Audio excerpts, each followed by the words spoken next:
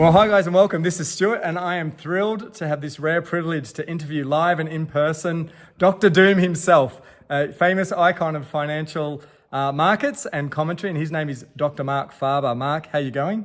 I'm fine, thank you very much. Wonderful, And great. you? I'm great. Great to be here with you, Swaddy Cup, Okay, as they thank you. say in this part of the world.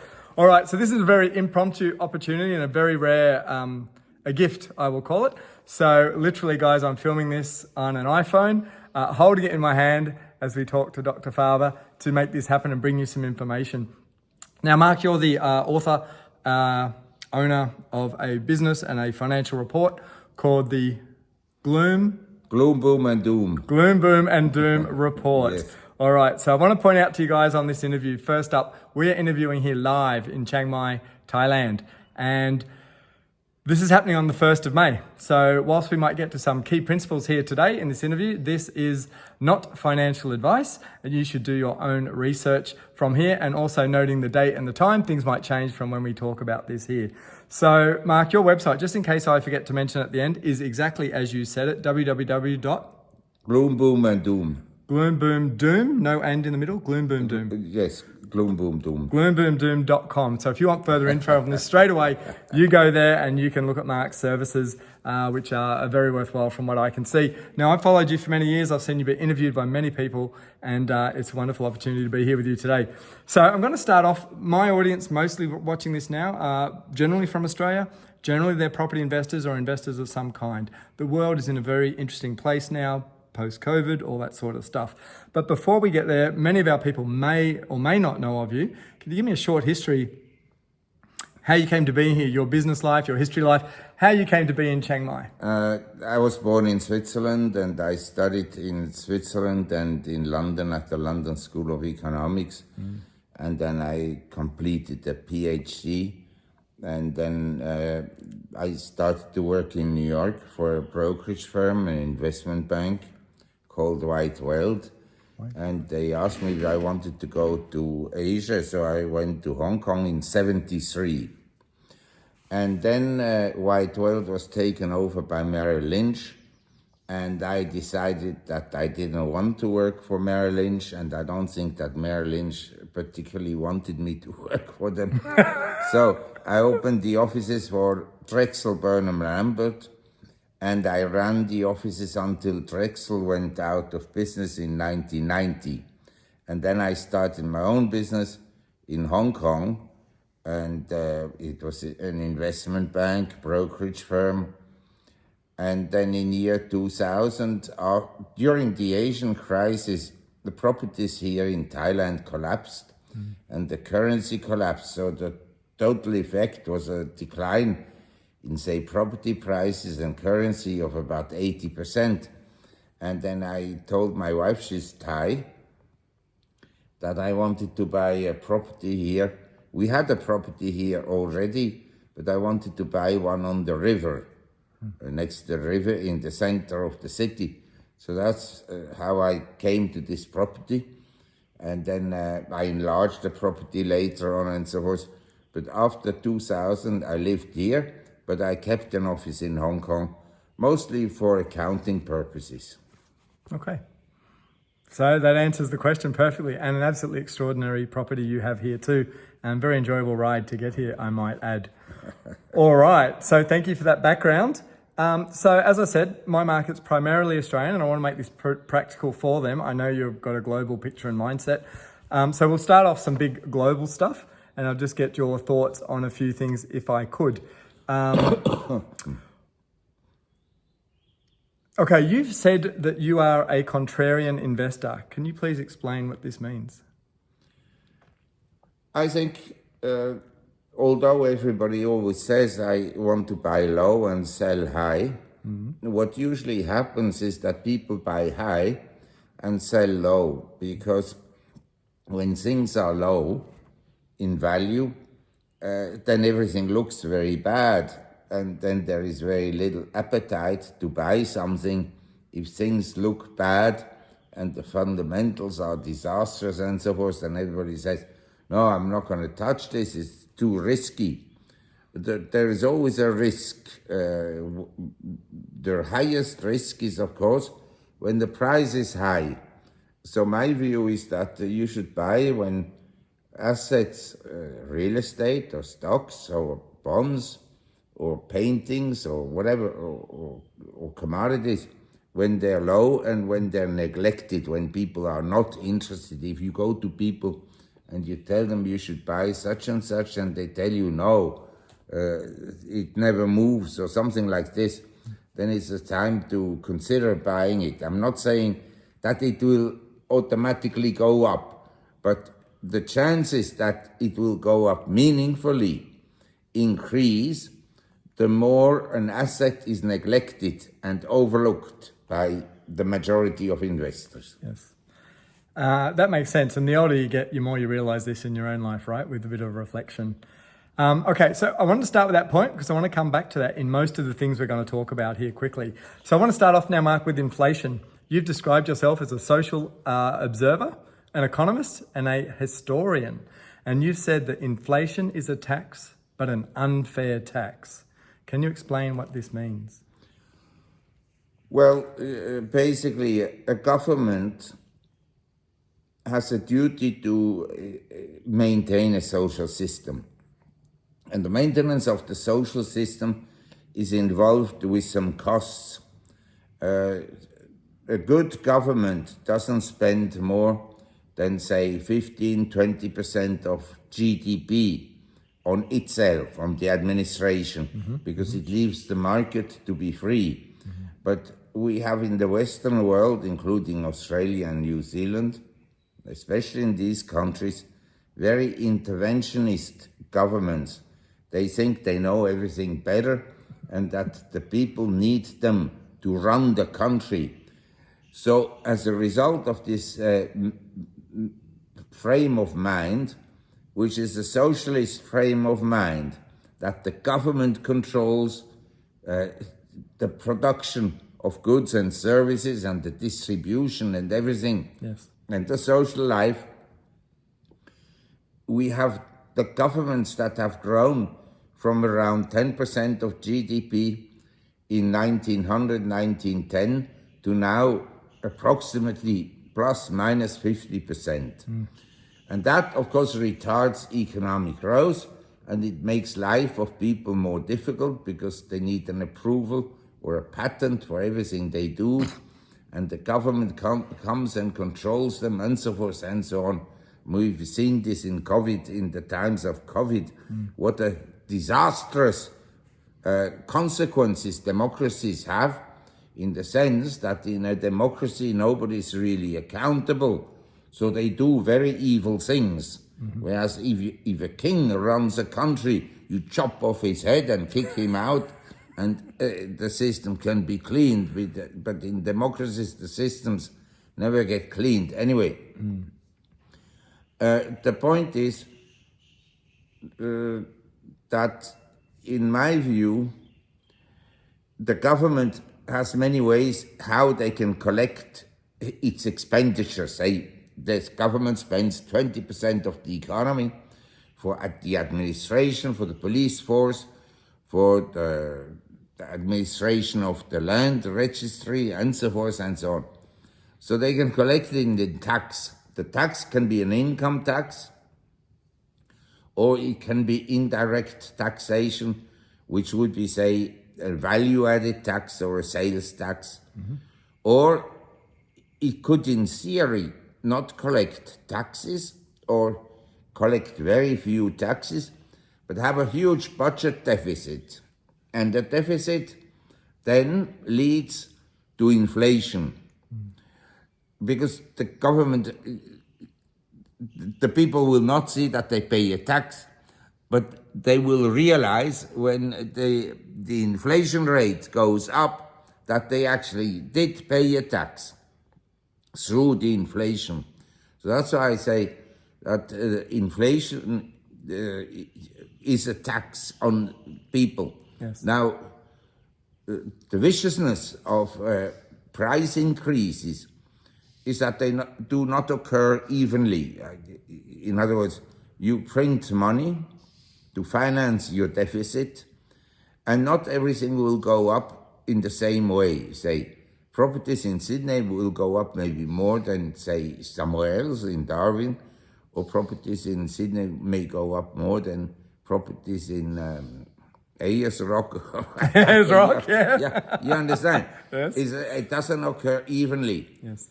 And we then have wages sometimes going up and sometimes commodities going up.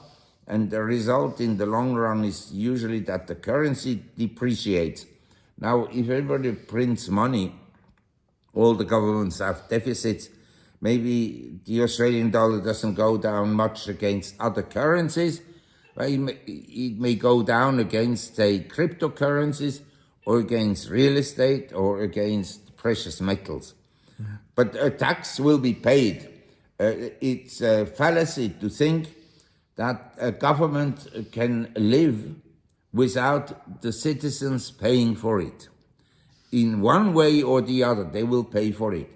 And usually the tax that comes through inflation is very vicious because it hits the poor people more than the rich people. Yes. Because, say, if food prices go up and you have an income of 10 million a year, you don't care about that the food price is going up because you spend a little bit more on food than poor people, but not that much more. Yeah. And in many cases, maybe less because you're health conscious. You want to stay slim. So the wealthy people may not spend much more on food, and they may also drink less than poor people. So the poor people get hit hard when, say, grocery prices go up, whereas the rich people, they don't see it. Okay, and that inflation from the printing of money, and you said property prices go up, whereas everything goes up. Is it fair to say that's not so much because there's a general increase in demand for the properties, but it's because the value of the dollar is being devalued? Correct. The currency loses its purchasing power. The demand may go up a little, but that is not the determining factor. The factor that affects prices the most is how much money the central bank will print, directly or indirectly, and how much credit they extend. So it's a complicated matter, and inflation is a symptom of excessive government spending and excessive increase in the quantity of money in the system. It's amazing how people spend money that they didn't earn. Yeah. Well, okay. That is government officials. Yeah, absolutely. They spend money that is not theirs, basically. So if you are in a position and you need to, say, redecorate offices or a house or whatever it is, and the taxpayers pay for it, you don't give a shit how much it will cost. Whereas if it's your house and your earnings and you have to go and pay for the car repair or house repairs, then you care. Exactly. But the government officials, that is the viciousness of the bureaucracy. They don't care about the taxpayers. Absolutely. And they also don't care. This is a nonsense to say in democracies the government cares about the people. I don't know any government in the world that cares about the people. They care about themselves and getting benefits and getting re-elected. I think everyone agrees on that now. Interesting enough, in 2 days we have a federal election in Australia. Luckily I won't be there for it. And I remember we have two-party system over there, Labor, Liberal, we call it. You know, the States is red and blue, Democrat versus whatever. So, but I remember last time the Labor government, actually might have been a couple of times ago, the combined business experience of all the leaders of that party was less than 7 or 12 years of business experience. Yeah, most of them have never done any work. No, exactly. But the same in the central banks. Most central bankers have never worked in the private sector. Whereby I have to say, I've met some officials of the Reserve Bank of Australia. And I was actually quite impressed by their knowledge. Okay. Well, that's positive. And I have heard some people say that it's one of the best managed reserve banks in the world. But Yes, I think so. okay, well, there you go. Something positive there. All right. So I'm a simple guy, so we can keep this fairly simple. And I've got some basic sort of questions here to go through that relate Please. to everything we've covered. So I want to talk about debt. US is the Federal Reserve note, is the reserve currency of the world. We know, I just checked before I came out here today, 36.7 trillion is the official debt right now on the US debt clock. They're running a deficit, that is, they're losing $2 trillion every year right now as they run their government. And they have at least 100 trillion, some say up to 200 trillion, in unfunded liabilities. That is, obligations they have to their citizens. Things like Social retirement, security, yes, medical, all that for their firemen, their police, their nurses, all that sort of stuff. Now, I don't know if people understand how big a trillion is when you actually work it out. It is an extraordinary figure. And to me, I just think this has become a joke. Like, you and I would go to jail if we ran our businesses like that because we'd be called trading insolvent. They get away with it because they say they're reserve currency of the world. But my question is, I don't even need to ask you. I don't believe this can ever be repaid. So is it just a matter of they're going to print till the whole world collapses because the financial system will go? And do you think Trump in any way is generally trying to address any of this?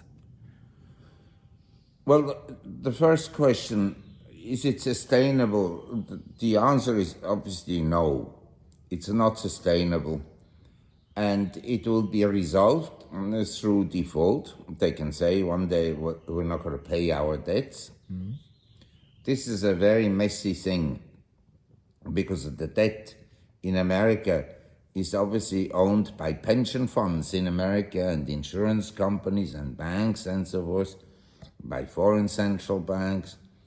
And to default is a very messy affair. But it can be done, and it's been done before. The other is, you rectify the problem. You cut government spending dramatically.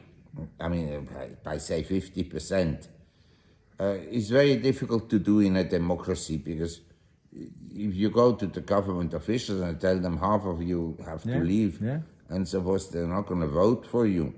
And the families, and you understand, once the government is 50% of the economy, they are also involved in the economy, directly or indirectly. They benefit, yeah.